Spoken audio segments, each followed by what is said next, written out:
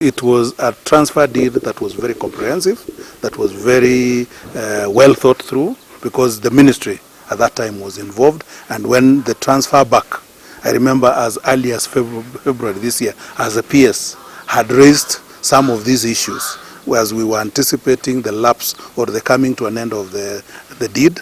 We now gave an advisory to the head of public service that when the when the deed lapses, this is what we are proposing to be taken. And I think, as what you've heard from the chairman, what is happening now is exactly what we advised at that time, that that process should be all-inclusive. It should be properly participated by national government together with the county government. They agree, and then the auditor be involved, the Auditor General be involved in the process, just to ascertain that the pending bills are for services and goods that were delivered to Nairobi. And then if there were any assets that were bought during that section, then those assets, we find a way of transferring them to Nairobi County.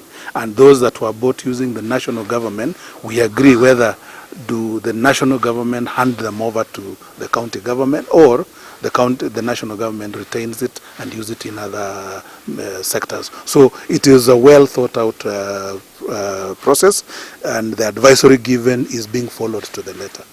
As a national government, we will continue watching and keeping close eye to Nairobi and other counties to ensure that the promise to the Mwananchi is delivered.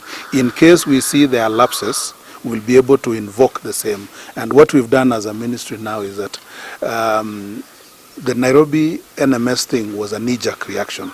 Now we are putting up a framework which will facilitate or enable transfer of functions to either levels of government, so that we have now a legal instrument that can be invoked whenever there are such failures.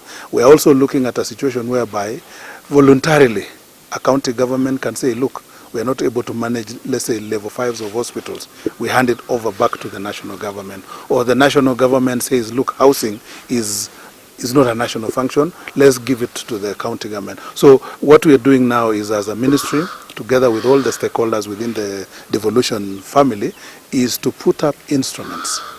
And that one is going through the public hearing, so that now it goes to Parliament for enactment, where now we have a proper framework to ensure that whenever need arises to transfer a function from one level to another, we have a very clear framework. Because when NMS was created and now the deed that I mentioned was being developed, it was just first, what do you call it, knee-jerk reaction. So we want now that, and we are trying to anticipate that kind of thing in future.